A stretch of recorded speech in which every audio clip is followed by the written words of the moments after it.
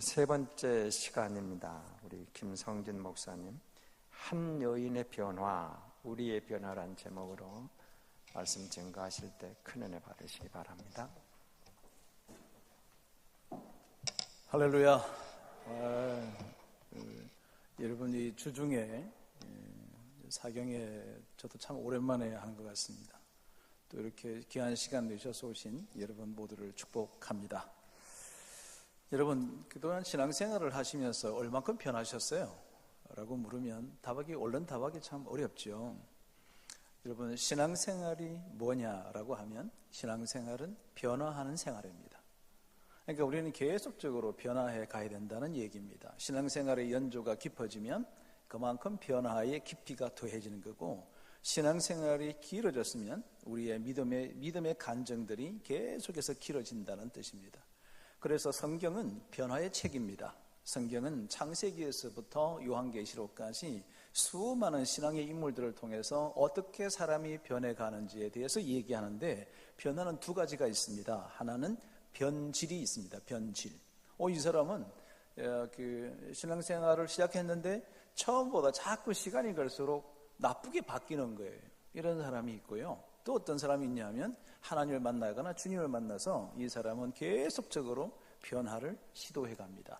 그래서 점점 좋아지는 거죠. 어디까지 좋아지냐면 주님을 닮고 하나님을 닮은 모습까지 바뀌어가는 것을 보고 우리는 변화라고 합니다.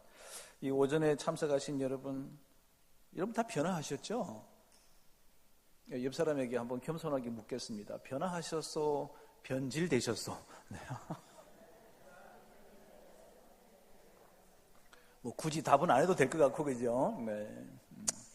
아브라함이 고노적하게 인생을 살았습니다. 70평생을 아버지 밑에서 그냥 제단에 바치는 그릇들을 만드는 아버지 밑에서 참 잘 살았죠. 유복하게 살았습니다. 이렇게 살고 있는 어느 날 70년 살았을 70년 동안 별 문제 없이 이렇게 편안하게 아버지를 도우면서 아마 살았을 것으로 생각되어지는데, 사는 어느 날 갑자기 들어보지도 못했고 알지도 못했던 하나님이 음성이 들립니다. 뭐라 그러냐면, 아브라함아, 내 친척 본토 아비집을 떠나 내가 지시할 땅으로 가라는 거예요. 자, 이 말씀을 처음 하나님께로부터 말씀을 듣습니다. 그것도 내 본토 친척 아비집을 떠나, 부산으로 가라든지 서울을 가라든지도 아니고 내가 지시할 곳으로 가라. 이 막연하게 던진 그 하나님의 음성을 듣고 아브라함이 보따리를 쌉니다. 다소 불안했는지 롯이라는 조카 하나를 데리고 본토 친척 아비를 다 떠나야 되는데 떠나지 않고 그 한 사람을 데리고 이제 하나님께서 지시할 땅으로 갑니다. 엄청난 믿음이지요. 그의 믿음의 여정이 시작되어졌습니다. 한 걸음 한 걸음 걸어갑니다. 이리 가라면 이리 가고 저리 가라면 저리 갑니다. 우하라면 나는 좌하고 좌하면 나는 우하겠다고 했습니다. 굉장한 믿음의 발로입니다. 드디어 아들도 주셨습니다. 경험이 되어졌습니다. 여러분, 하나님의 기도의 응답도 받았습니다. 한평생 동안 자식 없는 서러움 때문에 괴로워했던 아브라함에게 하나님께서 이삭이라고 하는 엄청나고 놀라운 하나님의 약속된 아들을 주셨습니다. 얼마나 기뻤겠어요. 감격스러워. 그러다 어느 날 갑자기 이 이삭도 달라는 거예요. 그런데 이 이삭을 달라는 그 순간에 잠깐의 고민이 되어져서 밤에 조금 뜬 눈을 세우다가 이른 새벽에 이 이삭을 데리고 산에 올라서 그냥 하나님께 이 이삭도 드리기로 결단합니다. 아브라함이 하나님께서 마음이 급하셨습니다. 아브라함을 부릅니다. 동작 그만. 그리고 이삭도 살리고 아브라함 믿음을 시험해서 비로소 내가 믿음이 있는 것을 내가 봤다 그랬습니다. 그러면서 그의 이름을 뭐라고 얘기했냐면 아브람해서 아브라함으로 바뀌었습니다. 아브라함이라는 뜻은 뭐냐면 인류의 조상이다, 인류의 근원이라는 거죠. 만국의 아비다, 이런 엄청난 이야기를 그에게 약속을 해줍니다. 이는 엄청난 거죠. 그게 그의 신앙의 출발은 하나님 말씀을 듣고 한 걸음 한 걸음 걸어가면서 자신의 모든 것도 다 드리고 자기 100세 때 얻었던 아들도 드리고 이렇게 믿음이 계속해서 변화되고 변화는 성숙한다는 뜻입니다. 계속해서 성숙해가는 거죠. 여러분이 처음 예수님을 만났을 때보다 지금 얼만큼 성숙했을까요? 처음 여러분 주님을 만났을 때 그 열정과 감동과 감격과 눈물과 기쁨과 환희가 지금 점점 더 커졌나요? 시간이 흘러올수록 여러분 속에 감격이 더 커지고 감동이 더 되고 기쁨이 넘치고 감사가 더 넘치고 새가 더 거듭될수록 하나님께로 향하는 그 감사가 계속해서 커졌냐 하는 거죠. 이게 변화입니다. 이스라엘 백성들이 이제 이렇게 뭐 쭉 흩어져 나왔다가 이렇게 애굽에서 뭐 이렇게 막 생활을 할 때 되져서 이제 하나님께서 이제 가나안 땅으로 이동을 시켰습니다. 이동을 시키고 놓고 난 뒤에 백성들이 뭐라고 얘기하느냐 하면 이제 우리에게도 왕을 좀 주십시오. 주변의 국가들처럼 우리도 왕을 좀 세워서 이 사람의 다스림을 좀 받고 싶습니다. 도대체 이 하나님께서 신정 정치에서 하나님이 다스리는 나라에서 이제는 왕권 정치를 좀 하겠다. 사람을 좀 세워주십시오라고 했습니다. 하나님께서는 참 속도 없으시다 생각이 드는 게 참 이렇게 막 불평하고 불만해도 다 받아주시는 그 하나님의 놀라운 사랑이 보이죠. 그렇게 막 이렇게 얘기하니까 하나님께서는 또 그 얘기를 들으십니다.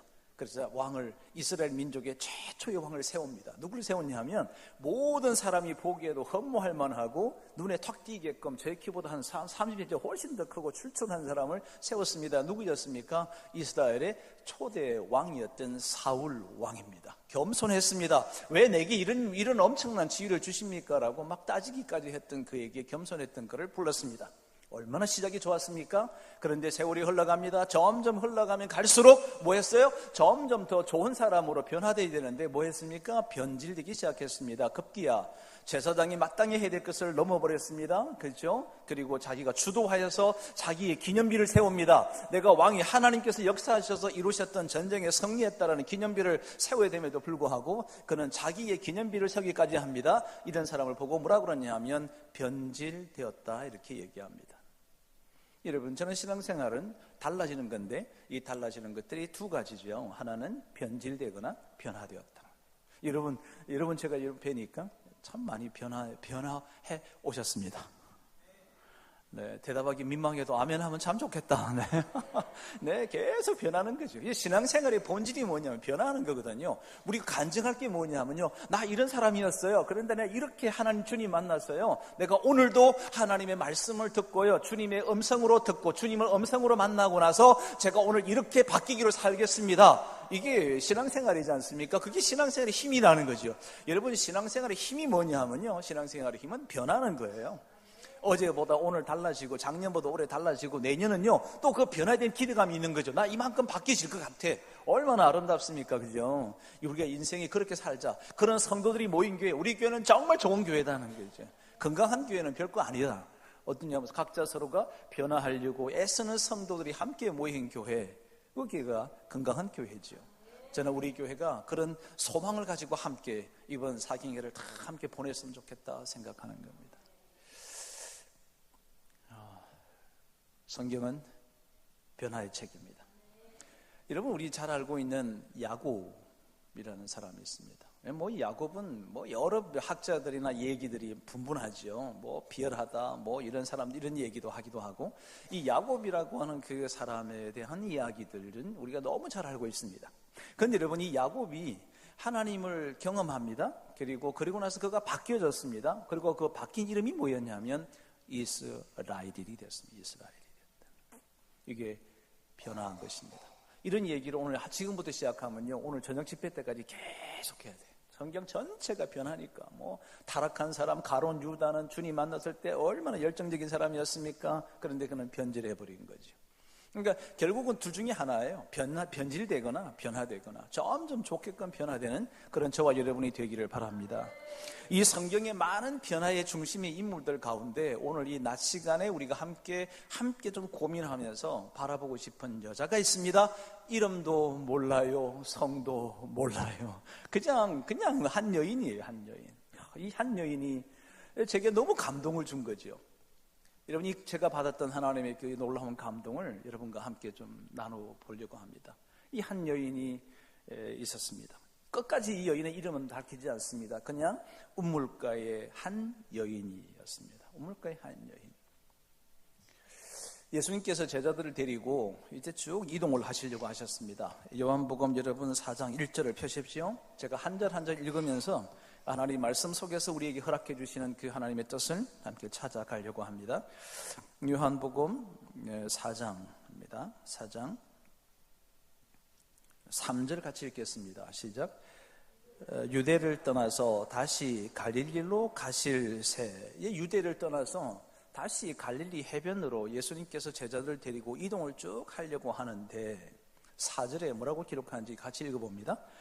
사마리아를 통과하여야 하겠는지라. 여러분, 이 말씀을요 그냥 쭉 읽으면 안 되고 이 잘 흐름을 보십시오. 사마리아를 통과하여야 하겠는지라. 뭐가 왔습니까? 영적인 부담감이 왔다는 거예요. 영적인 부담감이 예수님 마음속에 다가왔습니다. 갈릴리로 가려고 하는데 사마리아로 가야만, 원래는 요즘 앞에 있었던 지금 이 성경 말고 개역 개정판 말고 개역 성경에 보면 이렇게 기록되어 있습니다. 사마리아로 가야만 하겠다. 가야만 하겠다. 만자가 들어가 있습니다. 이거는 어떤 영적인 굉장히 강한 부담감이 다가왔다는 거죠. 내가 교회로 가서 기도해야만 되겠다. 내가 이렇게 오늘 집회에 참석해야만 하겠다라고 하는 그 강박감, 부담감이 그 예수님 마음속에 깊이 다가왔습니다. 왜 그랬을까요? 이 사마리아의 한 여인, 사마리아도 하나님이 사랑하는 백성들에게 복음이 들어가야 되겠는데 이 복음의 통로인 이 사마리아 여인을 만날 것이라고 하는 간절한 기대감 때문에 사마리아로 가야만 하겠는지라. 사마리아로 가야만 하겠는지라. 요즘 우리 많은 크리스찬들이요 영적인 부담감이 다 줄어버렸습니다. 내가 오늘 말씀 사경회가 매월 하는 것도 아니잖아요. 그냥 뭐 한 1년에 한 번, 뭐 2년에 한 번 할까 말까 합니다. 그러면 뭐 이렇게 좀 옛날 같으면 그죠? 저희가 어릴 때만 해도 집회 참석하면 뭐 결근계 내고, 막 조퇴서 내고, 그리고 막 교회 예배당 가서 집회 참석하려고 낮 시간 이런 거 뭐 부담 이런 거 없죠. 뭐 그런 부담감이 있는 거죠. 내가 저녁에 집회하고 있으면 제가 출장 가더라도 출장을 다 미루고 하더라도 내가 집회에 참석해야 되겠다라고 영적인 거룩한 부담감. 내가 말씀 사경회가 진행되는 동안에 금식하며 기도해야 되겠다는 부담감.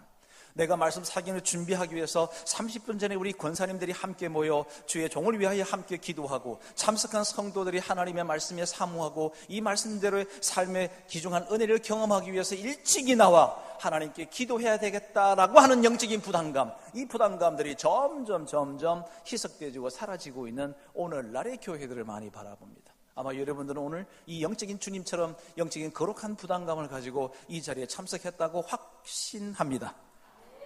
고맙습니다. 네, 확신합니다. 영적인 거룩한 부담감, 예수님께서 그 마음을 가지셨던 거죠.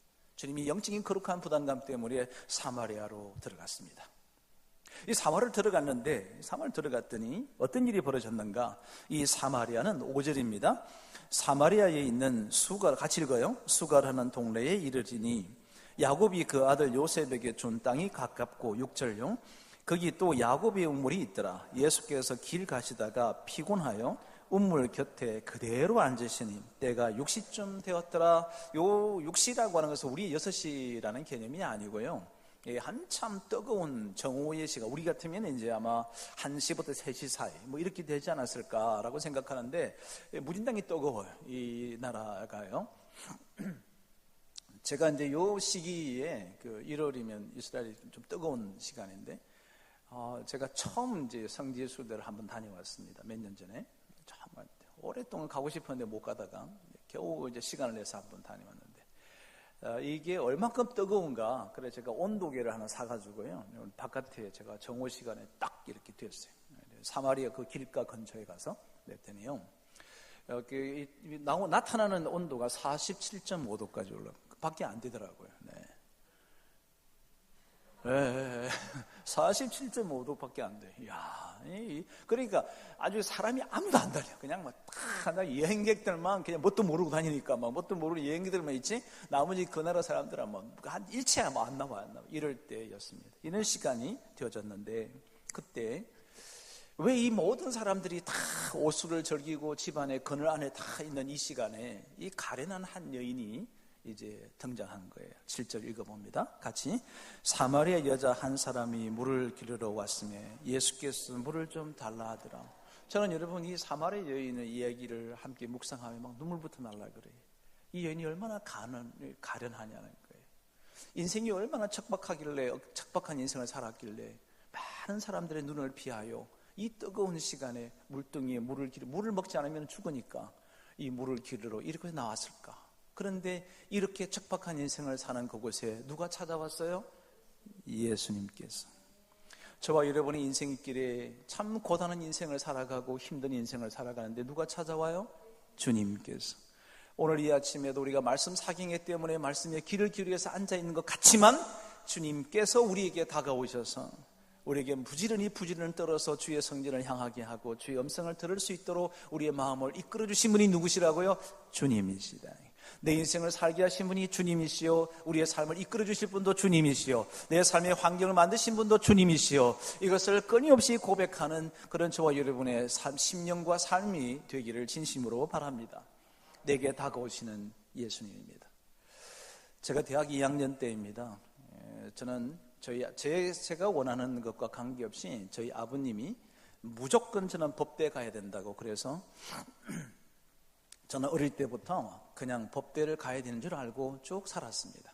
그리고 드디어 희망차게 법대를 들어갔습니다. 그리고 저희 아버님이 계속해서 밥 먹을 때마다 스트레스 준 것 중에 하나가 있는데, 야, 내가 이번에 부산에 법원에 갔더니 이제 29살 먹은 검사가 나오더라. 영감님 소리 듣더라. 나는 우리 아들 중에서 누군가가 그 일을 했으면 좋겠다. 영적인 부담감이 아니라 법관의 부담감을 팍팍 주시는 거예요. 어릴 때부터 들었던 얘기예요. 이럴 때. 그러니까 저는 그냥 당연히 법대 들어가서 고시 공부하는 게 그냥 제 하는 인간이 살아가는 제 삶인 줄 알았습니다. 열심히 고시 공부했습니다. 대학 1학년 때 시험 쳤습니다. 제가 우리 아버님을 기쁘게 해드리려고. 지금은 뭐 요즘 애들이 부모님 기쁘게 해드리려고 안 하죠. 그런데 제 나이 때만 해도요, 저희 사는 이유가 뭐냐면 부모님의 영광이에요. 부모님의 영광. 이분들의 기쁨이 되어주는 것이 최고의 소원인 거죠. 그래서 그냥 대학 4학년 졸업할 때까지 고시 공부에 고시했어야 되겠다 생각하고 고시 1학년 때부터 공부했는데 떨어졌어요. 2학년 때입니다. 시험 쳤는데 또 떨어졌어요. 얼마나 낙심되고 낭망되는지 말이죠. 제 스스로도 이 아버님 별 면목이 없는 거예요. 나는 내 떨어진 것은 고상하고 아버님 별 면목이 없어서 서울에 있는 한 대학교 캠퍼스에, 제가 다니던 학교의 한 기퉁이에 그냥 우두커니 호수가, 조그마한 호수가 있는데 그 벤치에 앉았습니다. 4월입니다. 4월에 12일입니다. 그 주변에 4월이면 봄이잖아요. 그죠? 지금 여러분 잘 듣고 계시는 거죠? 조용히 계신 거 제가 무서워가지고 다 입신하셨나? 입신하신 건가? 이런 거죠. 그 개나리 그렇게 한참 피고 있을 때인데 거기 벤치에 우두커니 앉아가지고 호수에 앉았습니다. 백조 2마리가 있었는데 그 마치 너무 쓸쓸해 보이더라고요. 제가 쓸쓸하니까 다 쓸쓸해 보이는 거죠. 외로워 보이기도 하고 그랬습니다. 그리고 그렇게 앉아있는데 한 30분 지났을까 있을 때 어떤 한 형제가 제게 다가오는 거예요. 형제님, 혹시 자리 잠깐 앉아도 5분 정도 시간만 주실 수 있을까요? 묻는 거예요. 내가 가진 게 시간밖에 없으니까 그러시죠. 네, 그랬죠. 그랬더니 그 형제가 저에게 앉아서 얘기하는 거예요. 그때 제게 복음을 전하는 거죠. 제가 교회는 다녔거든요. 어릴 때, 중학교 때부터. 제 친구가 목사님 아들입니다. 우리 가그에 총회장 하셨던 박유생 목사님의 아들이 제 친구였습니다. 그러니까 이 아들 친구 따라서 제가 교회를 가긴 했지만 주님을 만난 경험은 없습니다. 그냥 교회를 다닌 거지. 그러다가 내가 이 형제를 만났습니다. 누구를 하나님께서 이 형제를 제게 보내신 거예요. 낭망하고 좌절하고 어떻게 인생을 살아가야 될지 모르는 저에게 이 형제가 다가와서 복음을 전하는데 5분이 50분이 되어졌습니다. 5분이 50분이 다시 1시간 30분이 되어졌습니다. 제가 그때 하염없이 울었습니다. 인생의 목적이 무엇인지를 깨닫기 시작했습니다. 그때 제 마음속에 예수님이 다가오시고 저를 만나주셨습니다. 우리는 예수님을 내가 가서 만난 것 같지만 실제로는 주님께서 저와 여러분을 찾아오신 거예요. 오늘도 여러분이 내 힘으로 오늘 성전에 나온 것 같지만 주님께서 우리에게 마음의 생각을, 성령을 통해서 우리에게 생각을 주시는 거예요. 진리의 영이신 주님께서, 주의 영이신 성령께서 말씀을 통해서 우리를 깨우쳐 주시고 우리의 걸음을 재촉하셔서 주 앞에 나오게 하셨습니다. 우리의 삶의 모든 걸음이 하나님께서 이끌어 주시는 그 고백이 저와 여러분의 삶 속에 있기를 주의 이름으로 축복합니다. 내가 한 게 아니다는 거죠. 주님께서 이끌어 주셨다는 거죠. 저는 우리 목사님이 저를 불러서 이곳에 온 것이 그렇게 생각하지 않고요. 주님께서 저와 여러분 앞에 여러분과 함께 말씀의 교제를 함께 나누도록 저를 보내셨다고 믿습니다. 그런 믿음이 얼마나 중요하냐면요, 여기 지금 사마리아의 여인 속에, 사마리아 이 여인은 예수님 보내주십시오, 내가 주님 만나고 싶습니다. 사마리아 땅에 왜 복음을 주지 않습니까? 따져본 적이 한 번도 없는 여자입니다. 그냥 아무 생각 없이 살고 있는데 주님께서 그냥 일상생활처럼 다른 모든 사람들의 눈을 피하여서 다 주무시고 있는 오수를 즐기고 있는 한낮 뜨거운 낮에 눈을 피하여 그냥 사마리아 우물가에 와서 물기르러 왔는데 누가 찾아줬습니까? 주님께서 찾아주신 거죠. 이게 복음입니다. 제가 그때부터 제 인생의 삶이 이제 바뀌기 시작합니다. 이제는 뭐 고시 공부 안 되는 거 붙들고 늘어지는 것보다 저희 아버님 설득을 시켜서라도 제가 다른 길을 걸어가야 되겠다고 생각합니다. 그리고 제가 이제 학군단 지원도 하고 뭐 장교로도 가고 뭐 이런 변화들이 시작됐습니다. 놀라웠던 것은요, 제가 처음 장교가 되어져서 이제 철원에 가서 군 생활을 하는데, 군대 얘기 잠깐 해도 되죠? 여자들이 제일 듣기 싫은 게 군대 얘기를 하던데, 네. 근데 철원에 가서 철책 근무를 하고 있는 중에 제가 한참 이제 예수 믿고 나서 제가 신앙생활이 굉장히 뜨거워졌습니다. 뭐 그냥 밤에도 군 생활을 하면서도 밤에 막 금요기도 참석하지요. 새벽기도 모여가지고 우리 장교들끼리 모여가지고 새벽기도 여기 상무대에 있을 때 그게 함께 모여가지고 뭐 새벽기도 쌓고 난리가 아니었습니다. 저희 소대가 무슨 소대였냐면 간판이 붙였어요. 제가 썼어요. 사랑의 소대, 뭐 주님의 사랑이 함께 있는 소대. 이렇게 막 가슴이 뜨겁게 막 살아가고 있을 때인데요. 새벽 2시에 순찰을 막 돌고 있는데 누가 한 분이 제게 다가오는 거예요. 그리고 오더니 제게 차 한 잔 주시면서 형제님, 목사님이지. 형제를 부르는 사람은 목사님이지 뭐, 그죠? 그때 군목 목사님, 우리 고신척 소속된 군목 목사님하고 제가 그때 다시 조우를 한 거예요. 하나님이 보내셨습니다. 제 인생에 대해서 어떻게 이제 이 군 복무 주간에도 그렇지만 내 앞으로 인생의 꿈을 어떻게 가져야 될지를 이렇게 찾아가고 있을 때 주께서 그 목사님을 저를 만나게 하셔서 그분과 함께 매주마다 만나면서 그분이 제 인생의 멘토가 되어주셨습니다. 만남의 축복을 주신 거죠.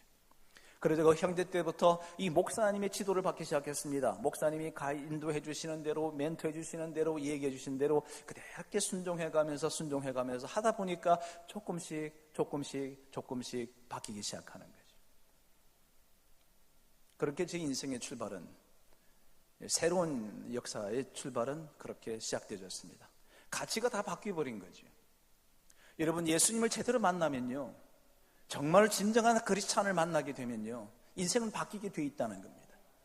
저와 여러분이 인생의 진정한 변화를 경험하는 것은요, 예수 그리스도를 개인의 구세로 영접하는 순간부터 내가 변하는 게 아니라 성령께서 변할 수 있도록 하시는 거예요. 내가 몰랐을 때는 말씀을 통해서 듣게 하시고, 내가 몰랐을 때는 말씀을 통해서 읽게 하시고, 말씀을 보게 하시고, 이 말씀 속에 내 삶의 중심이 들어와 내가 바뀌는 것이 아니라 말씀이 나를 변화시키기 시작하는 거죠. 그 변화의 경험들을 하기 시작합니다. 그 제대할 때쯤 돼서는 이제 현대 기획실에 들어가게 되었습니다. 어떻게 하나님 인도하심 속에서 이제 현대에서 직장 생활을 시작했습니다. 굉장히 많이 힘들었어요. 여러분, 사마리아 여인이 예수님을 만났습니다. 자, 이 만날 때부터 사마리아 여인이 어떻게 변화되어 갔는지를 지금부터 함께 찾아봅니다. 그러면서 저도 어떻게 그럼이 바뀌어 왔는지를 함께 더불어 말씀을 함께 나누고 싶습니다. 자, 이제 9절로 건너뜁니다. 9절 가서 읽겠습니다. 같이 읽습니다.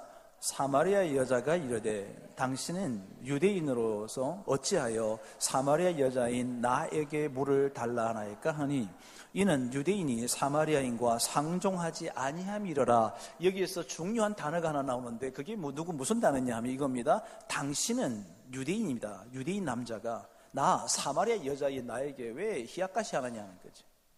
왜 유혹하느냐, 나에게 왜 다가오냐는 거예요. 아니, 유대인 남자인 당신이라고 불렀습니다. 주님을. 당신이, 유대인인 당신이 왜 사마리아인 여자인 나에게 왜 물을 달라 하느냐. 왜 이 당신은 유대인과 사마리아인도 만나지 않았지만 유대인들은요, 사마리아 땅 쪽을 바라보지도 않습니다. 쳐다보지도 않는 그렇게 완전히 유별된 있는 살고 있는 중에도 그 중에서도 또 뭐예요? 남자와 여자는 사실상 만남이 거절되고 거부되어 있던 그 시절인데 사마리아 유대인과 안 되죠. 남자와 여자가 안 되죠. 이 두 가지의 상극이 지금 다 표현됐습니다. 그래서 주님을 알지 못하는 이에게는 예수가 누구였습니까? 그냥 당신인 거예요. 남자예요. 남자로 본 거예요. 사마리아 여인에게는 다가봤던 그 주님이 남자였습니다. 남자. 그랬더니 예수님께서 이렇게 대답하십니다. 10절 읽습니다. 예수께서 대답하여 이르시되 너가 만일 하나님의 선물과 또 내게 물 좀 달라 하는 이가 누구인 줄 알았더라면 너가 그에게 구하였을 것이요 그가 생수를 내게 주었으리라. 예수님께서 진지하고 아주 깊이 있는 말씀을 시작하십니다. 그죠? 내가 만일 하나님의 선물이 은혜가 뭔지, 하나님의 선물이 은혜잖아요. 은혜와 내게 물 좀 달라는 이가 예수님이잖아요. 누구인지를 알았더라면 은혜와 예수, 내가 그에게 구하였을 것이요 그가 생수를 내게 주었으리라. 이 심오한 얘기를 합니다. 하나님의 은혜를 얘기합니다. 지금 왜 당신이 말이지 내게 유대인 남자인 당신이 내게 왜 여자인 나에게 물을 달라 합니까? 라고 물었는데 예수님께서는 뭘 얘기하느냐면 은혜를 얘기합니다. 내가 예수라는 사실을 얘기합니다. 너가 그에게 달라고 했을 것이라고 얘기합니다. 그랬더니 이 여자가 태도가 급변하기 시작합니다. 11절 이렇게 기록합니다. 시작.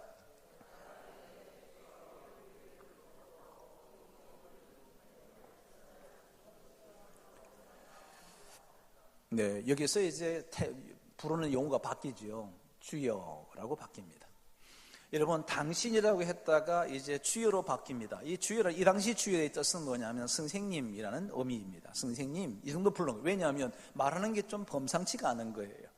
말하는 게 범상치가 않죠. 하나님의 은혜가 선물이 무엇이며 내가 물을 달라니까 누구인지 알았더라면 너가 그에게 구했을 것이다. 이 엄청난 메시지를 전달합니다. 그랬더니 뭔가 좀 느낌이 왔던가 봐. 근데 그 여인 속에 뭐라고 그랬냐면 주여 내게 물을 기를 그릇도 없습니다. 이 물은 깊은데 어디서 당신이 이 생수를 얻게 삼나이까? 라고 물었습니다. 그랬더니 예수께서 쭉 이렇게 얘기합니다. 13절 얘기합니다. 12절 읽겠습니다. 우리 조상 야곱이 이 음물을 우리에게 주셨고 또 여기서 자기와 자기 아들들과 짐승이 다 마셨는데 당신이 야곱보다 더 크니까 예수께서 대답하여 이르시되 같이 읽습니다. 이 물을 마시는 자마다 다시 목마르려니와. 여러분, 제가 어제도 물을 여기서 마시고 아침에도 제가 이 물 하나 다 마셨어요. 물을 좋아합니다. 물을 많이 마시는데 이 물을 한 번 마시면 그만이면 좋겠어요. 그죠? 뭐 계속 마셔야 돼요. 여러분, 물 계속 마셔야 되죠. 안 그러면 죽어요. 우리 인체의 몸이 뭐 70 몇 %가 물로 다 되어 있다 뭐 이러잖아요. 그러니까 수분 흡수를 해줘야 또 가을 되면은 뭐 푸석푸석해지는 피부를 회복하는 유일한 비결이 물을 많이 마셔야 된대. 아주 뭐 또 뭘 안 먹으면 또 안 된대. 뭐 세상에 따르려니까 너무 복잡해요. 어쨌든 물은 계속 목마름이 우리에게 다가옵니다. 목마름이 다가온다. 여러분 돈, 우리 인생을 살아가는 데는 필요한 게 돈이죠. 그죠? 여러분 돈 좋아하시죠? 네, 안 좋아하시는 분 제게 주시면 제가 잘 써드리겠습니다. 네. 돈 필요하죠, 그죠? 필요합니다. 근데 여러분 이 돈이 얼만큼 있어야 여러분 만족하실까요? 제가 정말 가난하게 살았습니다. 왜 가난하게 살았냐면 어릴 때도 가난했지만 결혼을 하고 난 뒤에 저희 아버님, 제가 결혼식 때 목사님 모시고 결혼을 했거든요. 저희 아버님은 철저한 유교 집안이십니다. 제가 장남이었고 장손이었기 때문에 우리 식구들 전체는요 둥근 밥상에 다 둘러앉았고 나는 아버님과 독대했습니다. 앉아서. 근데 우리 아버님과 밥을 먹는 순간에 제일 괴로웠던 순간이에요. 그때부터 저는 위장병 생긴 것 같아요. 워낙에 스트레스를 많이 주시니까. 그랬던 집안에 제가 예수를 믿고 그리고 주님 때문에 고시 공부하는 거 포기하고 막 이런 거 하는 가운데서 저희 아버님이 저희 호적을 파겠다는 거예요. 저를 그렇게 하십시오라고 했습니다. 그러니까 뭐 아버님 아무것도 안 도와주시더라고요. 그러니까 당신 속은 또 속이겠냐고요.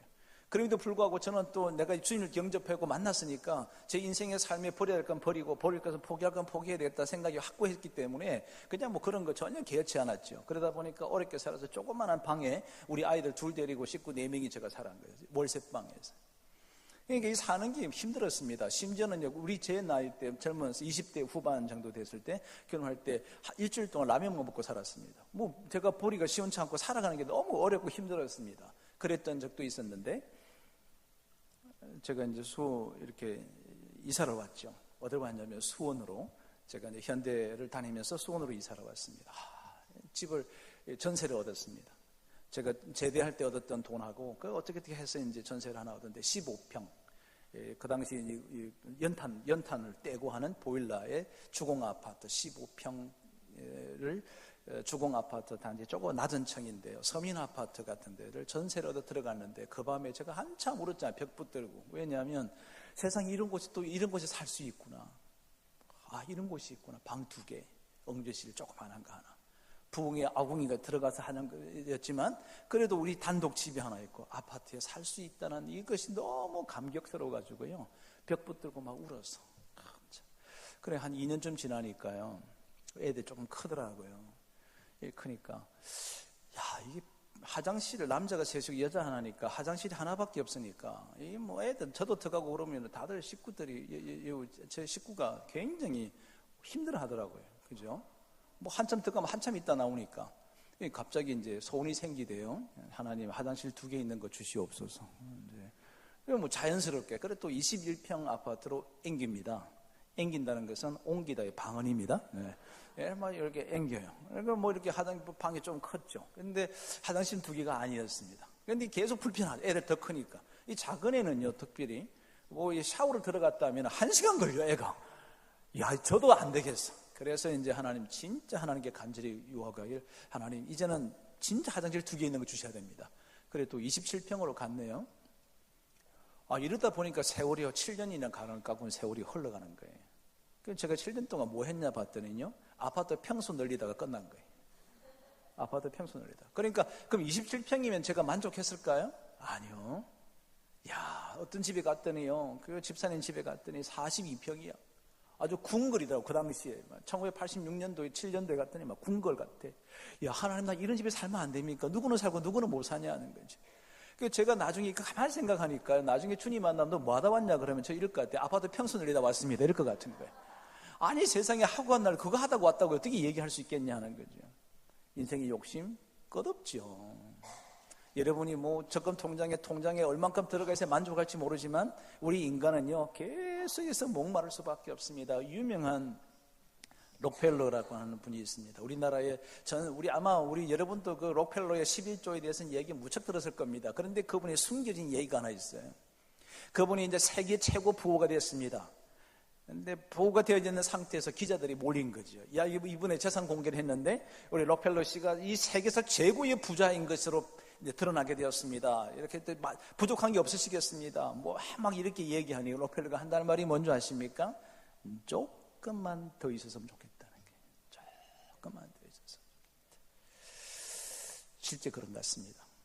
제에게도 그런 욕심들이 생기는 거죠. 계속 조금만 더 있으면 좋겠다. 조금만 더 있으면 좋겠다. 영원히 목마릅니다. 영원히 목마. 그런데 여러분, 14절에 주님께서 이렇게 말씀하십니다. 14절, 내가 주는 물을 마시는 자는 영원히 목마르지 아니하리니 내가 주는 물은 그 속에서 영생하도록 솟아나는 샘물이 되리라. 영생토록 솟아나는 샘물이 되리라. 저는 말씀을 읽으면 읽을수록요, 내가 미처 알지 못했던 것들이 계속 발견이 되는 거예요. 이 말씀에 진리의 기쁨이 있는 거예요. 이 말씀이 있었구나. 그걸 발견하는 적시는요, 환희가 다가오는 거죠. 여러분, 이 환희에 대한 말씀을 지금도 설명하겠지만 나중에 오늘 저녁에는요, 정말 그 말씀 속에서 숨겨진 그 말씀에 제가 그걸 읽고는요, 펄펄 뛰었으니까요. 이거는 이제 식어지지가 않는 거예요. 이게 샘물인 거죠. 계속 용솟음 치는 거죠. 여러분, 우리의 신앙 예수님을 처음 만났을 때 그날의 감격을 한번 기억해 보십시오. 저는 하염없이 울었습니다. 여러분, 주님을 만나러 와서 한참 세월이 지났습니다. 찬양을 통할 때마다 하나님의 내 신앙에 고백할 때 흘렸던 눈물을 언제 흘려보셨어요? 내가 찬양할 때 그 기쁨과 환희와 감동 때문에 저절로 흐르는 두 뺨에 흐르는 그 눈물의 경험이 언제였습니까? 내가 목이 터져라 외쳤습니다. 밤새도록 기도했습니다. 그래도 지치지 않았습니다. 그것이 부족했습니다. 도리어 부족하여 더 시간이 길었으면 좋겠다고 했던 밤이 주님 만났던 그 처음이었습니다. 지금은요, 30분 지나면 시계 보기 시작합니다. 말씀 언제 끝나나? 오늘 12시에 끝났지 약속했는데 오늘 못 갈 것 같아. 계속 그때부터 초조하게 불안하게 있습니다. 샘물은커녕 고갈되기 시작하는 거죠. 하나님 말씀은 끊임없이 주님의 진리의 말씀은 계속해서 용솟음 치는 거죠. 저는 예수님 앞에 예수님 생각하면요, 부족함이 없는 것 같아요. 여러분, 초막이나 궁궐이나 거지나 하나님의 나라, 이 개념을 이해하십니까? 여러분, 저는 지금 솔직히 얘기할게요. 우리나라가요, 삶이 어려웠을 때 막 그냥 새마을 운동한다 한참 난리 때리고 그냥 뭐 한강의 기적을 만들고 난리치고 할 그때는요, 궁핍했습니다. 가난했습니다. 찌들었습니다. 양복 한 벌 갖고 몇 년을 살았습니다. 그랬을 때는요, 전 대부분들이 다 하나님의 성전에 나왔습니다. 새벽기도 나오지 마라 그래도 다 나와서는 그덕저기 깔고 앉아서 그냥 물뚱이 받아놓고 물떨어 비세면 그거 떨어지는 소리 들어가면 하나님께 무릎지고 기도했습니다. 겨울 되면 난로가 어디 있습니까? 그냥 돌돌돌 감고 담요 하나 뒤집어 쓰고 하나님께 기도했었습니다. 간절함이 있었습니다. 그런데 모든 것이 좋아졌을 때 도리어 주리는 하나님 앞에 엎드려 기도하는 것도 적어졌고 헌신과 충성과 양무 이것도 점점점 줄어드는 우리들의 삶을 보면 저는 차라리 좀 가난했으면 좋겠다. 그래서 영혼이 부유했으면 좋겠다. 물질의 풍성함 때문에 영혼이 가난하다면 차라리 그것은 영적으로 죽어버린 건데 차라리 육신이 가난하고 영이 충만하던 것이 우리에게 진정한 크리스찬의 모습이지 않을까요? 그런데 여러분, 저는 둘 다 있었으면 좋겠다는 거예요. 둘 다. 육신도 영적으로도 충만하고 영적으로도 충만한 그런 저와 여러분의 삶이 되었으면 좋겠습니다. 우리 교회 성도들이 함께 모이는 성도들 모두가 다 주님이 주시는 풍요로운 것과 더불어 영혼이 풍성해지는, 넉넉해지는, 영원한 샘물을 마시는, 샘물이 넘쳐나는 그런 하나님의 크리스찬들이 모이는 하나님의 공간, 우리 교회가 되기를 바랍니다. 그런 교회를 세우자. 그러면 어떻게 해야 될까요? 갈망이 필요. 갈망. 어떤 갈망일까요? 샘물에 대한 갈망. 내게도 그물을 주시옵소서. 내게도 그물을 주십시오. 내게도 진리를 주십시오. 내게도 목마르지 않는 걸 주십시오. 내가 끊임없이 해도 샘물이 되는 그 말씀을 주십시오. 이게 15절에 이 여자가 이렇게 얘기합니다. 15절 읽습니다. 시작. 여자가 이르되 주여 그런 내게 주사 목마르지도 않고 또 여기 물길로 오지도 않게 하소서. 여러분, 정말 우리가 이런 갈망이 있어야죠. 이런 갈망이 있어요. 하나님, 제가 너무 가진 것들이 많고 부유한 것 같습니다. 이것 때문에 내가 주님을 찾지 않는다고 한다면 차라리 저를 가난하게 해 주십시오. 여러분, 이런 고백을 할 수는 없으신가요? 내가 가난하고 초라하고 궁핍하고 내가 인생의 삶에 필요한 것들이 많았을 그때는 내가 주님을 찾았습니다. 새벽 나오라 소리 안에도 나왔고 3일도 나왔고, 아니 시시때때로 출근하다 들리고 퇴근하다 들리고 주의 성전에 가서 골방에 들어가서 하나님께 기도했습니다.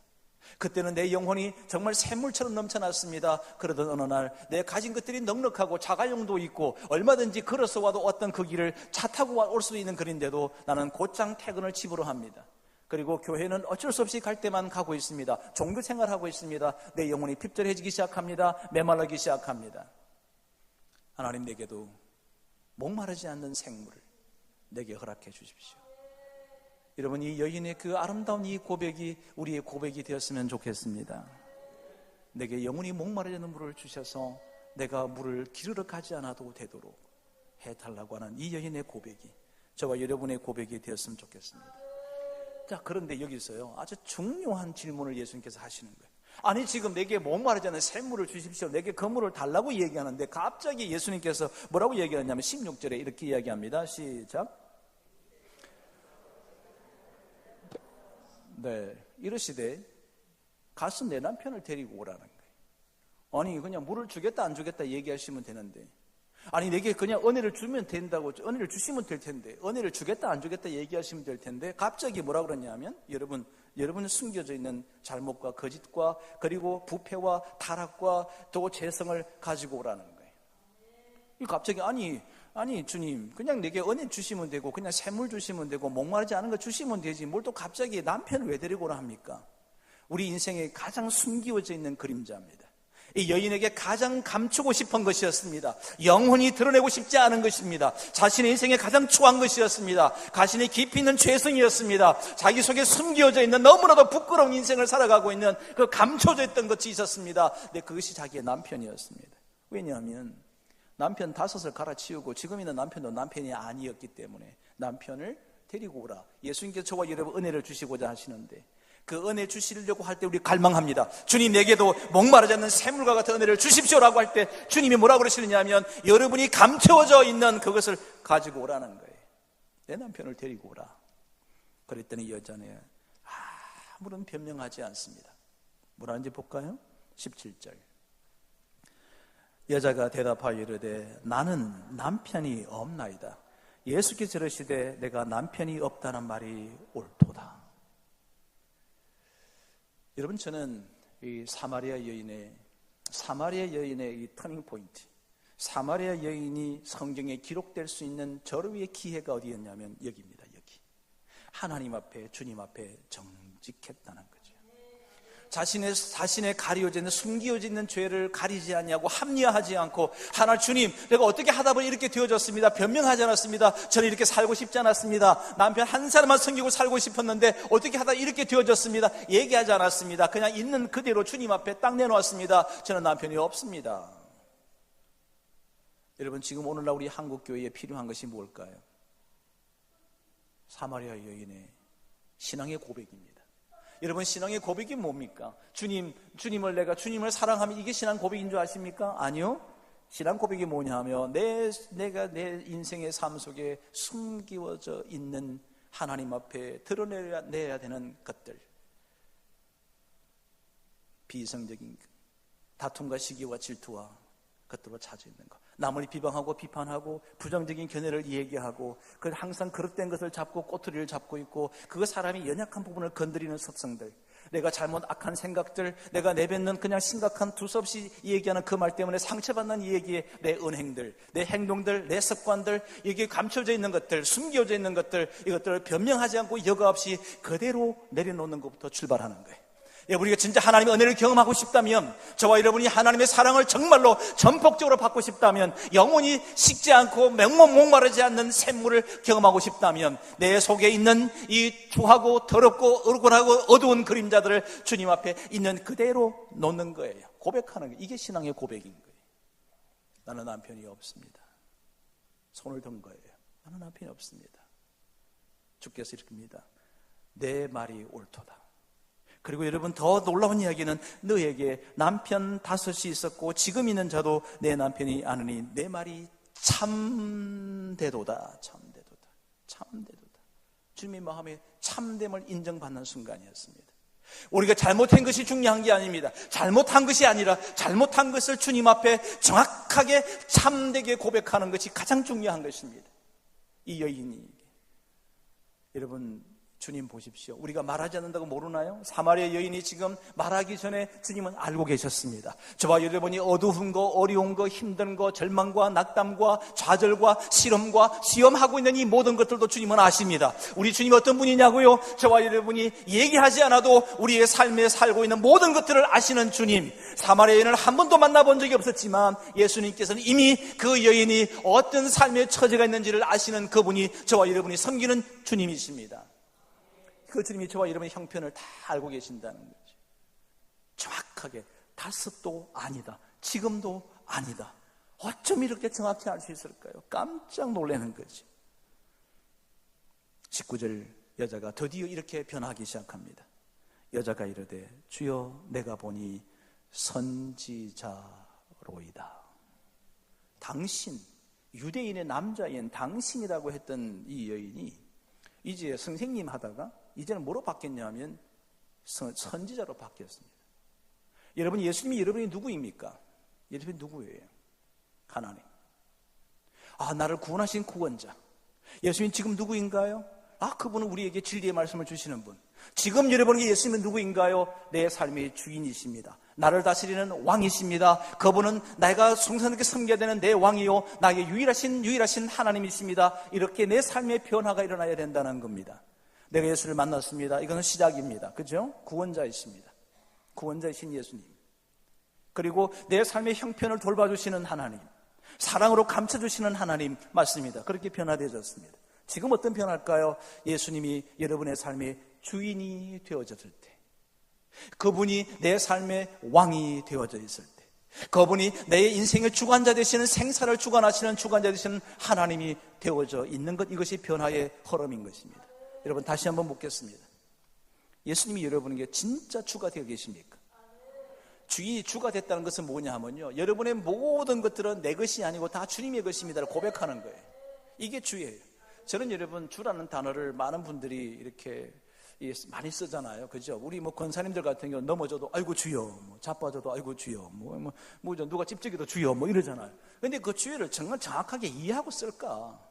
제가 좀 걱정되는 게 있더라고요. 오늘 이 오전 예배 참석하신 여러분들은 정말 하나님의 놀라우신 인도하심을 경험한 분들이니까 여러분에게 딱 얘기해 드릴게요. 주라는 세 가지 뜻이 있습니다. 첫째 주는 뜻이 뭐냐면 나는 당신의 종이고 노예이고 나는 주인이 당신은 주인이십니다. 주인이십니다. 내 재산도 주인이 주님이시고 돈도 주님의 것이고 자식도 주님의 것이고 아파트도 주님의 것이고 모든 부동산 동산은 다 예수님이 나의 주인이십니다를 고백할 때 주라는 단어를 쓰는 거예요. 둘째, 왕이란 뜻입니다. 나는 신하입니다. 여러분, 신하는 뭐 하는 일이 왕의 명령에 무조건 복종해야 되는 거잖아요. 그죠? 이게 나는 당신이 키리오스라고 하는 그 원어는 키리오스라는 그 원어의 뜻입니다. 두 번째가 왕, 지배하다, 통치하다는 것입니다. 나는 나를 지배합니다. 내 아이들도 내가 지배합니다. 내 모든 것들을 내가 통치하려고 합니다. 누가 통치자입니까? 주님이시다. 이것을 고백하는 게 주예요. 세 번째, 유대인들에게 있어서는 하나님을 감히 야훼라고 부르지 않습니다. 하나님 이름 어떻게 부릅니까? 저희 아버님이 김자, 제자, 봉자를 쓰셨는데 제가 어떻게 김재봉 아버님 이렇게 하지 않잖아요. 아버님 이름을 그렇게 막 부를 수 없잖아요. 그게 야훼거든. 그래서 이스라엘 유대인들이 이 하나님은 그냥 부를 수가 없다. 그래서 우리가 일상적으로 부를 수 있도록 하기 위해서 퀴리오스라고 하자, 주여라고 하자. 그래서 주가 됐습니다. 주는 뜻이 뭐냐 하면 만유의 주관자신 하나님이다, 이 뜻이에요. 자, 여러분 보십시오. 내가 주님 앞에 나왔습니다. 답답해서 기도가 되지 않습니다. 그때 이렇게 외치도 되지요. 주님, 당신은 나의 주이십니다. 이 말 한마디 속에 뭐가 있습니까? 당신은 나의 주인이시며 나의 왕이시며 나의 하나님이신 것을 고백하는 거예요. 그냥 주여라고 하는 그 단어에는 이 신앙의 놀라운 고백들이 있다는 거지요. 이제 선지자가 되어졌습니다. 이제 그는 예수님을 만나는 순간이 다가왔습니다. 그는 정확히 만납니다. 어떻게 만납니까? 이제 자기에게 찾아왔던 그 예수님을 경험하는 거지. 여러분, 인생의 모든 변화의 출발이 어디부터냐고요? 예수님을 만남으로 출발합니다. 예수님을 만남으로. 여러분 주님이 진짜 만나셨나요? 오늘 이 아침에도 주님을 만나셔야 합니다. 말씀으로 다가오시는 주님이십니다. 그 주님을 만나. 여러분의 자녀들 교회 생활하는 것, 종교 생활하는 것이 중요하지 않습니다. 주일학교 빠지지 않는 것이 중요한가요? 아니에요. 빠지지 않는 게 중요한 게 아니에요. 뭐가 중요하냐고요? 여러분의 자녀가 주님을 만나야 합니다. 여러분의 기도와 여러분의 헌신과 여러분의 사랑 때문에 여러분의 자손들이 잘 자라서 지금 각지에 다 흩어져서 아름답게 살고 있으십니까? 그들이 풍성히 살고 있습니까? 넉넉하게 살고 있나요? 그것으로 만족하십니까? 아닙니다. 그 모든 것을 다 얻었다 하더라도, 그 모든 것을 다 가졌다 하더라도 그들이 주님을 만나지 못했다면 그의 영혼은 죽은 거예요. 우리가 정말 물어야 될 것이 있습니다. 주님을 만나냐는 거예요. 이 척박한 인생을 살았던 여인, 인생의 삶을 바라보면 이 여인에게는 허무할 것이 아무것도 없습니다. 그런데 그에게 가장 아름다운 성경 속의 인물입니다. 뭐 때문에요? 주님을 만났기 때문입니다. 예수님 만난 것, 주님을 만난 것, 이건 이례적 사건이 아닙니다. 지금 오늘 이 아침에도 여러분이 지금 우리가 해야 될 것이 뭐냐고요? 말씀으로 다가오시는 주님을 만나는 거예요. 내가 예수를 만났습니다. 그 다음 일어날 게 뭡니까? 변화하는 겁니다. 무엇을 바꿀 거냐고요? 고백하는 거지요. 여러분, 오늘 이 아침에도 주님이 우리에게 말씀으로 찾아오셨습니다. 그럼 이 말씀을 받습니다. 이 말씀을 받는 순간 일어나야 될 첫 번째가 뭐냐고요? 변화하는 겁니다. 변화는 만남을 통해서 시작된다는 거죠. 그 우리 주님을 만나는 거죠. 여러분, 매주마다 매 시간마다 내가 말씀을 통해서 다가오시는 그 주님을 만나는 아름답고 놀라운 축복들이 여러분의 생애 속에 항상 있게 되기를 주의 이름으로 축복합니다. 이 만남의 복보다 더 중요한 게 없잖아요. 만납니다. 그러면 이 만났던, 예수님을 이렇게 만났던 이 사마리아 여인이 두 번째 이 만남을 통해서 어떻게 변화되었느냐고요. 어떻게 변화되었느냐고 한번 보려고 합니다. 우리 말씀을 27절, 오늘 함께 읽어주셨던, 봉독해 주셨던 말씀 27절을 함께 읽습니다. 이때에 제자들이 돌아와서 예수께서 여자와 말씀하시는 것을 이상히 여겼으나 무엇을 구하시나이까? 어찌하여 그와 말씀하시나이까? 묻는 자가 없더라. 28절 있습니다.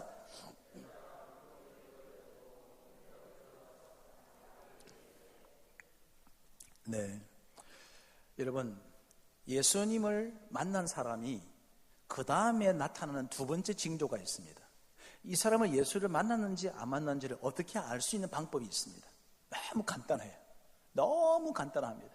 예수님을 만났던 사마리아 여인이 만났던 그가 모든 얘기를 합니다. 예배를 어디서 드립니까? 메시아가 오신다. 이거 다 거두절미하고 이거 다 의미 다 두고 예수님을 만났던 사람이 두 번째로 나타나는 게 뭐냐고요? 그 변화에 가장 중요한 것이 물뚱이를 버린 거예요. 여러분, 물뚱이가 뭔가요? 제가 여러분 갈증이 납니다. 이 생수통이 없어진 거예요. 그냥 컵만 있는 거예요. 컵이 있어야 제가 물을 먹습니다. 뭐 물론 이제 병으로 채 마셔도 되지만, 예를 들어서 이걸 마신다고 칩시다. 이거를 마셔야 되겠습니다. 그런데 이거를 제가 버려버려요. 이제 물 마실 수 있는 기회가, 이제 물 마실 수 있는 일이 없어진 겁니다. 여러분, 이 사마리아 여인에게서 물의 의미가 어느 정도냐면요, 물은 생명입니다.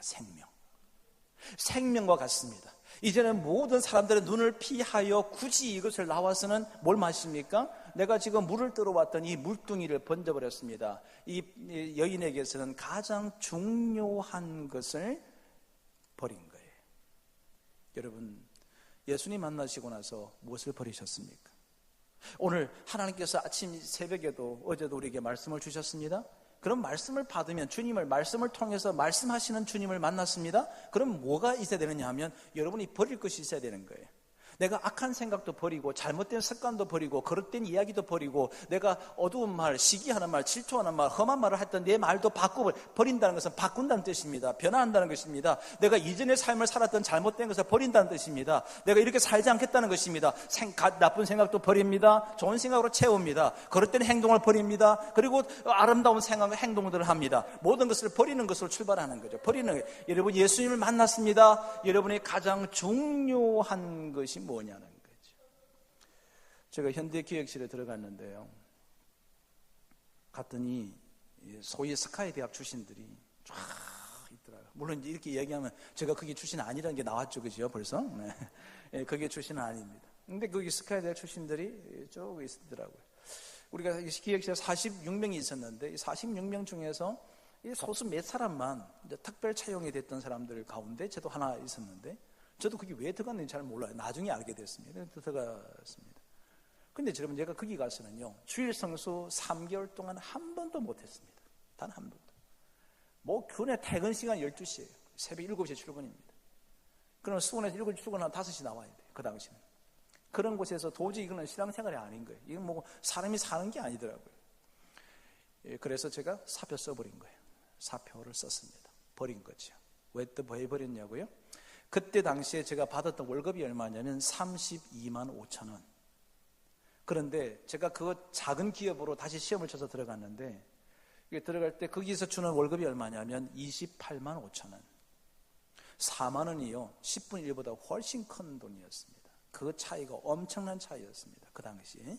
그랬던 차이를 제가 버린 거예요. 현대기획실 최고의 직장이었습니다. 지금도 그렇지만 최고의 직장이었습니다. 한 번은 제가 중국 가서 뭐 강의하러 갔는데, 강의했는데 마침 누가 있었냐면 현대기획실, 제가 기획에 들어갈 때 제 위 상사가 와서 이제 그게 장모님이 되셨더라고요. 장모님이 앉아 계셔서 깜짝 놀랐어요. 어디서 안면이 많은데 보니까 제 상사였던 분이 이제 계시더라고요. 그런 것을 제가 버린 거예요. 좋은 직장을 버린 겁니다. 현대 중에서도 기획실에 최고의 브레인들이 모인 곳인데 제가 버린 거죠. 그런 기쁨이 제게 있었습니다. 그래서 버리고는 이제 중소기업으로, 어떻게 조건이 뭐냐면 주일 무조건 쉬는데 찾았습니다. 이렇게 몇 군데 시험을 쳤는데 이제 들어갔죠. 180대 1의 경쟁률을 뚫고 들어갔습니다. 별로 놀라지도 않으시네. 그러니까 뭐 좀 가끔씩 놀래주셔야 되는데, 그죠? 180대 1의 경쟁률을 뚫고 들어갔어요. 아, 감사합니다. 나 이렇게 기쁠 수가 없어. 그래 들어가서 직장 생활을 정말 성성장구했습니다. 6개월마다 승진했습니다. 6개월마다 승진하다가 26쯤 되니까 어떤 회사에 저를 스카우트 해가는 거예요. 그때 우리 친구들이 현대, 뭐 삼성 이런 데 다녔던 친구들이 월급이 한 42만 원 받을 때 제가 75만 원 받고 간 거예요. 그래, 이제 좀 된다. 돈이 나오니까 이게 이거 반응이 빨라, 그죠? 그게 이제 그만큼 뭐냐, 하나님이 내가 버렸더니 하나님이 대응해 주시더라는 거죠. 그 친구들보다 훨씬 많은 월급을 받고 있다가 드디어 28살이 되었습니다. 만 28살 됐는데 제가 알고 있는 지인들, 그 사장님들이 세 분이 저를 하루는 전화했어요. 김형, 좀 잠깐 보자는 거예요. 그래 이제 그분은 제가 나보다 나이가 다 위였기 때문에 뭐 형님처럼 이렇게 모시고 있었지. 그때 나보고 이렇게 심각하게 밥을 사주더니 이러는 거예요. 김형, 우리가 가만히 우리 김형을 하는 걸 보니까 뭐라도 좀 할 수 있을 것 같으니까 우리가 한번 기회를 줄 건데 사업을 한번 해보지 않겠냐고 이러는 거예요. 아니 저는 가진 것도 아무것도 없습니다. 뭐 이제 겨우 아파트 분양 하나 받아서 이제 28살 아파트 분양을 받았거든요. 27평. 그래 고맙습니다. 뭐 지금 별거 아닌데 여러분 1987년도 이때 그 27평 굉장히 큰 평수였어요. 그게 이제 분양 받고 이제 겨우 이제 좀 숨쉬고 살만한데 말이죠. 뭐 사업이 하면 어떻겠니? 그 전 가진 거 아무것도 없으려 했더니 이분이 이러는 거예요. 우리가 다 도와주겠다. 공장도 빌려주고 사무실도 빌려주고 기계도 빌려줄 거니까 사업을 한번 해보라는 거예요. 아니 이게 웬 은혜입니까? 그래서 제가 그 다니던 직장 월급이 80몇만 원까지 그 당시에 줬어요. 87년도에 86년도에 80몇만 원까지 월급을 줄 테니까 엄청나게 월급을 많이 받을 때인데 이거를 버려야 되는 순간이 왔습니다. 주님 앞에 새벽기도 쌓기 시작해. 특별 새벽기도. 물론 그때 새벽기도 나갔습니다만 나가면서 주님 앞에 묻기 시작했습니다. 하나님 어떻게 할까요? 어떻게 하는 것이 옳을까요? 어떻게 하는 것이 진정한 주님께서 원하시는 걸까요? 여러분 선택하는 방법이 성경에 나와 있습니다. 실제로. 그걸 제가 어떻게 앞으로 여러분 인생에는 수많은 선택을 하게 되거든요. 이 선택을 성경적으로 어떻게 선택해야 되는지를 내일 오전 시간에 하겠습니다. 예고편입니다. 예고편. 네, 오전에 나오셔야 된다는 뜻이죠. 그래서 어떻게 이거 선택해야 될지를 굉장히 몰라하고 기도하는 중에 버리는 것이었습니다. 그래서 지금 누리고 있는 것들을 버리자. 그러고 나서 여러분 제가 그때부터 새벽 3시에 일어나서 기도하기 시작했습니다. 왜냐하면 이제 사업을 해야 되는데 아무것도 없이 해야 되니까 어린 나이고 28살에 사업을 해야 되니까 그래서 오리동에 공장에 7명의 직원을 뽑아가지고 28살부터 사업을 시작한 거예요. 공장을 돌리기 시작한 거예요. 정말 잘 돼서 놀랍게도. 왜냐하면 뭐 그냥 이 주변들 다 도와주셔가지고 저 돈 하나도 없이요 이 직원 7명을 데리고 3년 동안 쭉 하는데 직원이 23명까지 갔습니다. 나 이제 30살 정도 됐을 때 놀라지도 않으시네. 요즘 30대예요. 직장 못 간 애들 수두룩한데 저는 그 나이 때 사업했다니까요. 그냥 아무것도 없이 그냥 열심히 살았다니까요. 주님의 은혜지요. 주님께서 그런 기회를 주신 거지요. 그러던 어느 날 제 처제가 지금은 사모님인데 고신대학 다녔어요. 이 친구가 갑자기 하루는 학교 다니다가 말고 올라온 거예요. 수원까지. 왜 왔냐 그랬더니 기도하는 중에 이 친구가 이제 그 하나님의 성령의 은사를 많이 입었어요. 뭐 예언과 방언과 통병과 뭐 별걸 다 해. 하는 게 그 친구한테만 다 쏟아주는 것 같아 그냥. 그러니 이 친구 그 처제가 그거를 듣고는 저기 기도하다가 온 거예요. 급한 마음으로 학교를 쉬고. 저는 깜짝 놀랐죠. 무슨 중요한 일이냐 그랬더니 다름이 아니라 형부가 주의 종이 되어야 된다는 거예요. 그래 내가 그랬죠. 나 지금도 주의 종이라고. 제가 그때 당시 무슨 생각, 좋은 장로가 되는 것이었거든요. 참 좋은 장로가 되어서 목사님을 잘 도와드리고 평신도로서 하나님 앞에 영광스럽게 살아갔으면 좋겠다라는 생각을 가지고 있을 때인데 갑자기 주의 종이 되어야 된다는 거예요. 아니 지금도 주의 종인데 무슨 또 주의 종이 되어야 되냐. 그때 목사가 되어야 된다는 거예요. 그리고 화가 확 났어요. 아니 나를 목사님을 부르신다면 하나님 부르신다면 너한테 얘기할 게 아니라 나한테 직접 얘기해야지 왜 너한테 얘기하냐. 제 말 맞죠? 그렇잖아요. 저를 부르시면 그분이 나에게 직접 얘기해야지 왜 내게 안 하고 그 친구한테 얘기하냐고요. 그래 그 다음날 빨리 내려가라고. 내려가서 난 안 한다고. 하나님 나에게 직접 얘기해줘야 되면 안 하겠다고. 그러고 있는 중에 제가 갑자기 말이죠. 제가 그때 처음 병원에 입원해. 그 뒤로 병원 입원한 적이 한 번도 없는데 갑자기 위통이 심해가지고요. 위경련이 막 일어나는 거예요. 저는 술, 담배 안 하고 이러는데도 왜 그게 생기는지 모르겠어요. 그래서 친구가 내과 의사인데 이 친구한테 간 거죠. 이 가서는 이제 이쪽 저를 진찰하고 내시경 그 당시엔 지금 수면 내시경 안 하고 그냥 일반 내시경 했는데 내시경 하니까 위가 뭐 심각한 거예요. 그래서 저를 불러놓고 조용히 얘기하더라고. 친구야, 너 지금 이렇게 살다가는 얼마 못 가서 재수시 가부되고 뭐 애들은 고아된다 뭐 이러는 거죠. 공갈을 막 치는 거예요. 그리고 어떻게 하면 좋으냐. 한 이틀 동안 쉬면서 약물 치료하고 스트레스 적게 받고 이런 거 하라는 거죠. 그래 앉아서 이제 병원에 잠깐 있었습니다. 한 이틀 있었는데 그때 여러분 지금은 뭐 이렇게 TV 리모컨이 있어가지고 그죠. 뭐 채널 막 돌려서 볼 수 있는데 그때 당시는 그런 게 아니었거든요. 정규 방송 열심히 다 끝나버렸어요. 그럼 할 게 없으니까 우리 크리스찬 여러분 할 게 없으면 뭐 해요? 뭐 여러분이 할 게 있어도 늘 성경 보시고 기도하고 말씀 읽고 전도에 힘쓰고 그러시죠? 민망할 때는 어떻게 하죠? 웃자. 네, 웃는 거예요. 그래서 할 게 없으니까 성경을 쭉 읽는데 쭉 보고 있는데 마태복음 6장 33절에서 이렇게 말씀을 제게 주시는 거예요. 너는 거기에 분명히 이렇게 되어 있습니다. 너희는 복수로 썼는데 제가 그 읽는데 10번 읽었는데 10번 다 너는 그의 나라와 그의 의를 구하라. 너는 그의 나라와 그의 의를 구하라. 이걸 계속 말씀하시는 거예요. 그래서 이제 퇴원하면서 제가 그 당시 이제 섬겼던 평신도로 섬겼던 교회가 손중앙 침례교회인데, 거기 기도실이 위층에 보면 기도실이 쭉 있습니다. 10개 정도 있습니다. 그 기도실에 들어갔죠. 그래서 하나님, 이 말씀과 이 친구가 지금 학교 다니다가 말고 부산서 올라와서 내게 전달해준 이 말씀과 연관성이 있습니까? 라고 물었더니 내가 너를 택하여 부르다는 거지. 그럼 제가 뭘 해야 됩니까? 이제 내가 신학교를 가야 되잖아요. 신학대학원을 가야 되니까. 그럼 지금 하는 사업을 하면 안 되잖아요. 이걸 버려야 되잖아요. 제가 이게 안 되는 거예요. 주님, 내가 지금 이제 막 사업하고 있는 중이고, 이 어린 나이에 그냥 객지 와서 그냥 타양 다 덩지고, 고향 덩지고 와서 살아가면 이만큼 와서 지금 살만한데 제가 이거를 내려놔야 됩니까? 다 가난하게 살아왔던 우리 집안을 이제 이렇게 가고 있는데 이거 내려놔야 되느냐는 거지.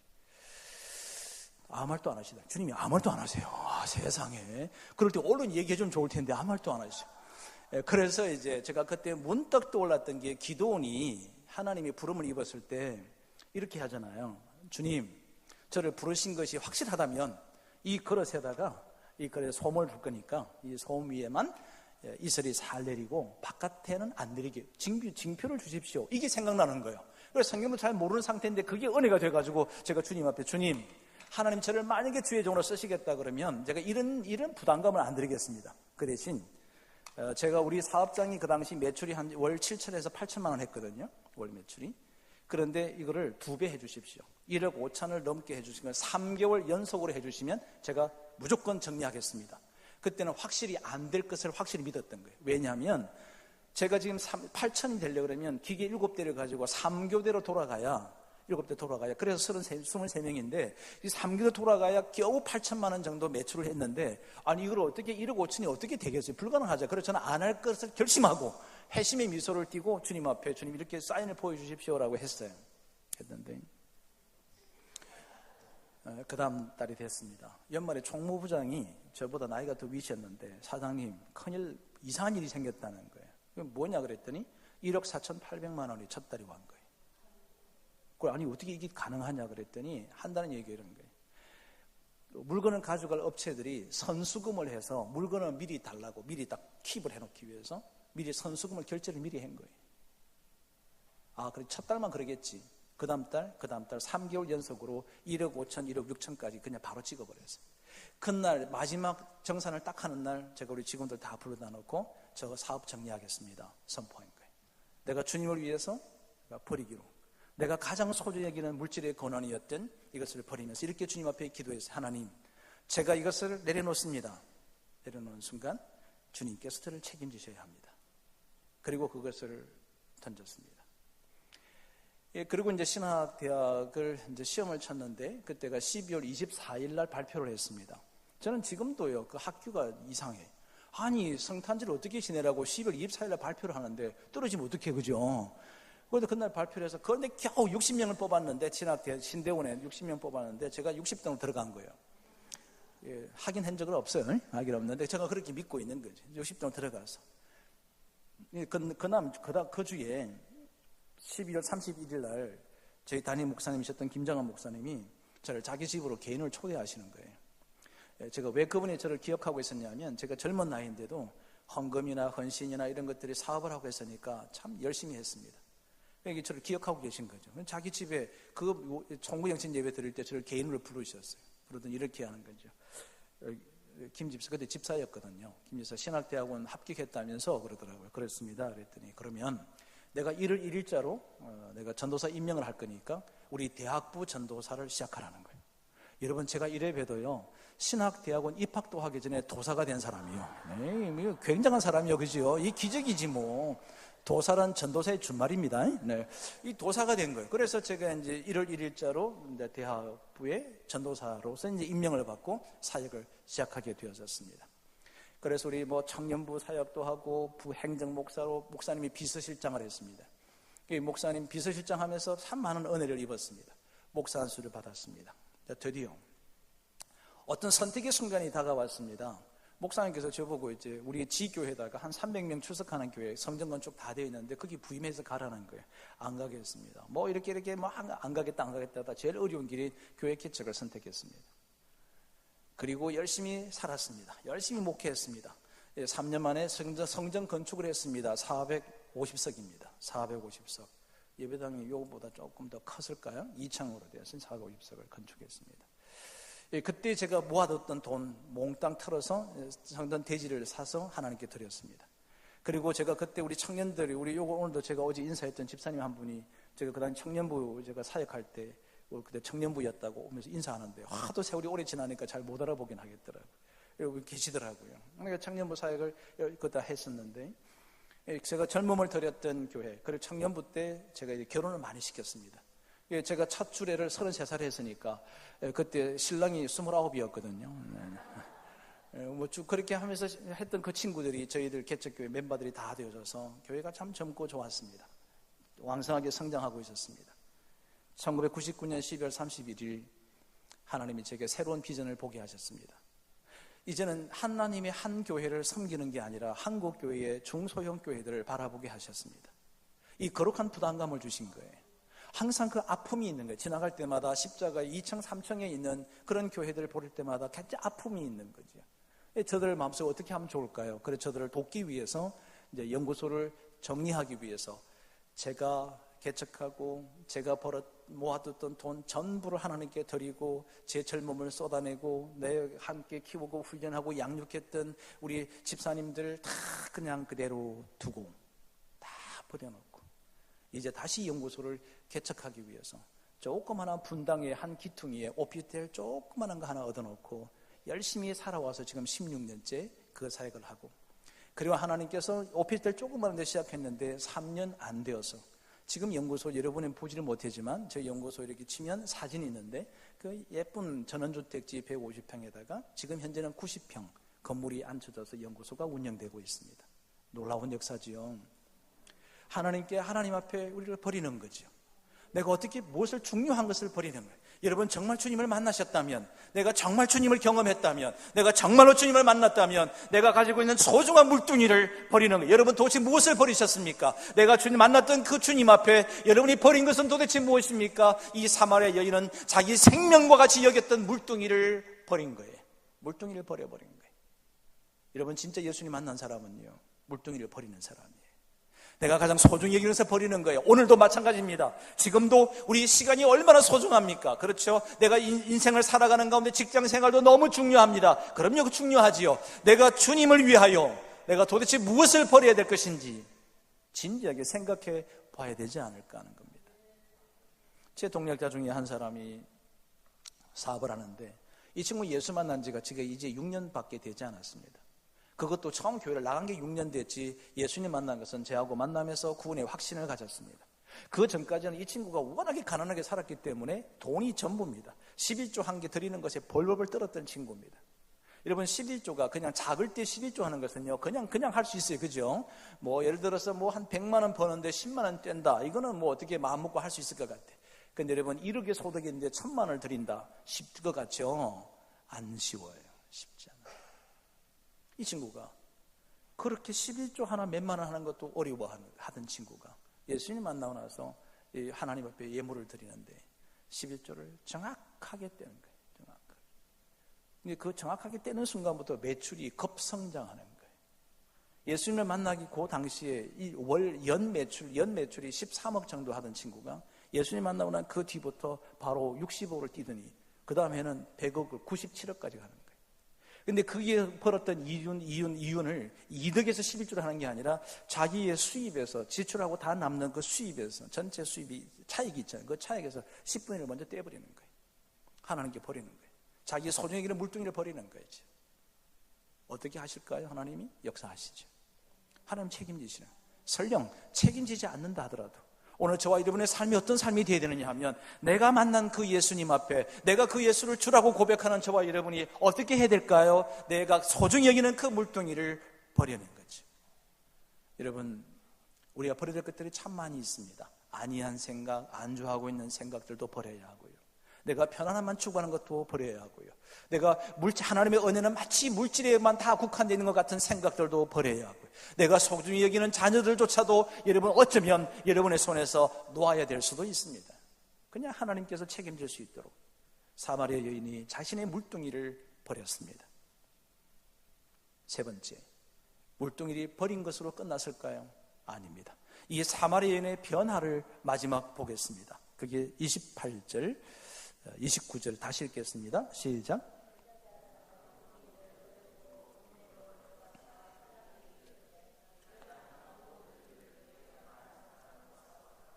이는 그리스도가 아니냐. 증거하는 삶을 삽니다. 간증이 있는 삶을 삽니다. 자신에게 만나줬던 그 예수님, 나에게 다가오셨던 그 예수님, 우리가 겉으로 바라보았던 메시아 그 예수님을 내가 만났다. 이제는 더 이상 이것을 감출 수가 없는 거예요. 내 속에 묻어둘 수가 없는 거예요. 그냥 외쳤습니다. 사마리아 땅으로 들어갑니다. 자기를 손가락질하고 힐난하고 비방했던 이 자신의 인생을 보았던 사람들 앞에 다가서서 이렇게 이야기합니다. 우리가 기다렸던 그 메시아 내가 만났다는 거예요.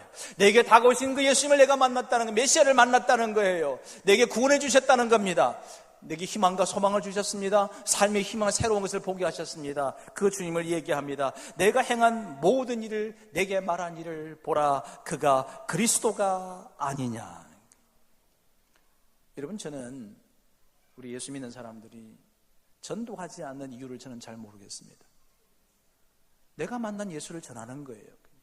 내게 다가오신, 여러분 이렇잖아요. 척박한 내 인생. 여러분 제 삶을 아시죠? 남편 5이 있었습니다. 지금 신랑도 내가 진짜 신랑이 아닙니다. 내가 인생을 이렇게 살았습니다. 그런데 있잖아요, 내게 이 주님이 다가오셨거든요. 그리고 내게 손을 내밀었거든요. 영원히 목마르지 않는 것을 주셨거든요. 그분이 하나님이시랍니다. 내가 만났습니다. 이제는 부끄럽지 않습니다. 개의치 않습니다. 비난도 소용없습니다. 그 어떤 건데 가난해도 괜찮고 모든 것이 괜찮습니다. 다 드러나도 괜찮습니다. 나는 내가 만난 그 예수를 전할 수밖에 없습니다. 이 사마리아 여인의 고백이 오늘 저와 여러분의 고백이며 우리의 신앙의 삶이 되어야 되지 않을까요? 사마리아 땅에 들어가서 그렇게 얘기합니다. 여기 39절 건너뛰겠습니다. 39절로 쭉 건너뛰어서 함께 읽겠습니다. 39절. 여자의 말이 내가 행한 모든 것을 그가 내게 말하였다 정언하므로 그 동네 중에 많은 사마리아인이 예수를 믿는지라. 사마리아인들이 예수께서 와서 자기들과 함께 유하시기를 청하니 거기서 이틀을 유하시매 예수의 말씀으로 말미암아 믿는 자가 더욱 많아. 42절 같이 읽겠습니다.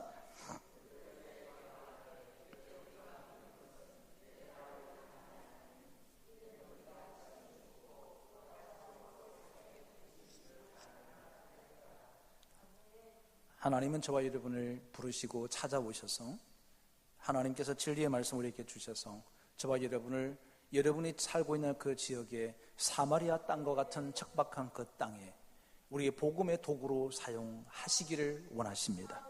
이곳에 교회를 세운 이유가 뭘까요? 이곳에 교회를 세운 이유는 이 지역의 복음화를 위하여 사마리아 여인처럼 사마리아 척박한 땅에 복음을 전하기 위한 예수님의 통로로 쓰시기 위해서 저와 여러분 이곳에 보내셨고 이곳에 교회를 세우시고 이 교회를 섬기게 하셨다는 사실을 믿으시기를 바랍니다. 이 믿음이 오늘 저와 여러분이 마땅히 해야 될 교회의 사명을 알게 하는 것입니다. 사마리아 여인이 척박한 사마리아 여인에게 다가왔습니다. 여러분 부족하고 나약하고 하나님을 도무지 알지 못했던 저 자신, 그랬던 저에게 다가오셔서 만나주시고 찾아주시고 삶을 바꾸어 주시더니 가는 곳곳마다 주의 복음을 전거하고 말씀을 전거할 수 있는 사람으로 만들어 주셔서 오늘날도 하나님께서 저를 계속 사용해 주시는 것은 그분의 통로로 쓰시기 위하여 저에게 다가오셨다는 사실을 믿으시기를 바랍니다. 저와 여러분을 찾아오신 그 주님, 내게 구원의 손길 내미신 그 주님, 내가 지금도 말씀을 통해서 바뀌기를 변화하기를 기대하시는 그 주님이 왜 변화를 도모하게 하실까요? 왜 우리에게 변화를 하기 위해서 진리의 말씀을 우리에게 주실까요? 왜 우리에게 은혜를 주실까요? 왜 우리가 감당할 수 없는 하나님의 놀라우신 축복을 경험하게 하실까요? 그 이유가 하나 있습니다. 척박한 사마리아 땅으로 들어가서 너가 만난 그 예수를 정언함으로 그들로 하여금 하나님을 경험하게 하고 예수를 만나게 하고 이제는 그들이 스스로 우리에게 말씀하신 그 예수가 우리의 구세주라는 것을 고백하기 위하여 저와 여러분을 통로로 쓰신다는 겁니다. 그러기 위해서 저와 여러분을 부르신 거예요. 이 말씀 사경회가 어떤 의미가 있을까요? 행사인가요? 아니요. 집중적으로 며칠 동안 집중적으로 진리의 영으로 우리에게 다가오시는 그 주님을 경험해서 내가 이것을 내가 버리지 못한 것들을 이번 말씀 사경을 통해서 내가 중요하게 생각하고 있는 것을 던져버리고 이제는 나아가 만나는 모든 사람들에게 나를 만나주신 그 예수 그리스도를 증거하고 그리고 나위 우리의 증거를 통하여 하나님의 복음이 이 땅에 세워지기 위하여 저와 여러분이 이런 잔치를 배설하지 않았을까요? 저는 그렇게 믿고 싶고 또 그런 마음을 가지고 이번 집회를 함께 섬겨가려고 합니다. 사랑하는 여러분, 이제 그냥 이만큼 살아왔습니다. 지금 우리 교회 어제 제가 와서 보니까 앞에 인도하는데 보니까 우리 교회가 점점 고령화되는 것 같습니다. 과거에 제가 언제 와봤는 건 아니지만 어제 예배드린 참석자를 쭉 보니까 연령층이 꽤 높습니다. 참고하실 것은 건강한 교회의 청장년 평균 연령이 42세가 되어야 합니다. 그게 기준이에요. 우리 청장년들이 아이들 다 빼고 청년들과 장년, 노년까지 다 이르러서 평균이 42세가 되어야 건강한 교회의 구성도입니다. 그러니까 우리 교회가 그 기준에 본다면 조금 높은 편인 것 같습니다. 이제 여러분 우리의 이 말씀을 드리려고 하는 게 아니라 여기 참석하신 우리들이 이 남은 생애 동안 어떻게 살 것인가 하는 거예요. 어떻게 살 것인가? 대충 살 거냐? 이 남은 기간이라도 제대로 살 거냐? 내가 만난 그 예수님을 내가 예수님을 위하여 내가 어떻게 삶을 살아야 될지 내가 중요하게 여겼던 물동이를 던져버릴 수 있는 삶의 결단이 우리에게 필요하지 않을까? 그게 저와 여러분에게 향하신 하나님의 뜻이라고 저는 확고하게 믿습니다. 대충 살지 말자는 거죠. 대충 살지 말자. 우리 옆 사람하고 인사 좀 합시다. 대충 살지 맙시다.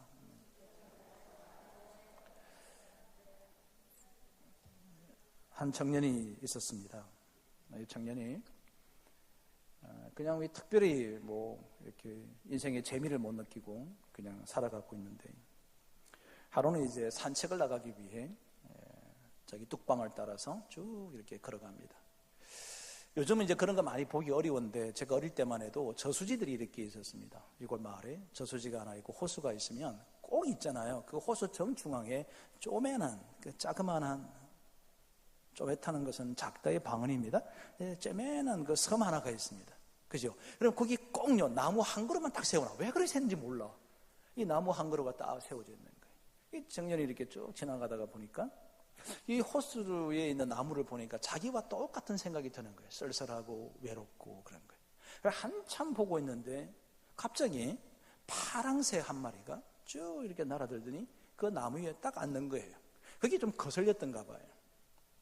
그래 이제 그를 보고는 이제 쭉 지나갔습니다. 산을 뚜룩뚜룩 이렇게 올라가는데 또랑가를 이렇게 산에서 내려오는 호수가 있으니까 물 따라 강가 따라 쭉 이렇게 조그만 개울물 따라서 올라가는데 올라가자마자 보니까 오른편에 그 개울가에 뭐가 반짝반짝한 돌이 있는 거예요. 그래서 무심결에 이제 돌이 빛나니까 독특하니까 이 5개를 주웠어요.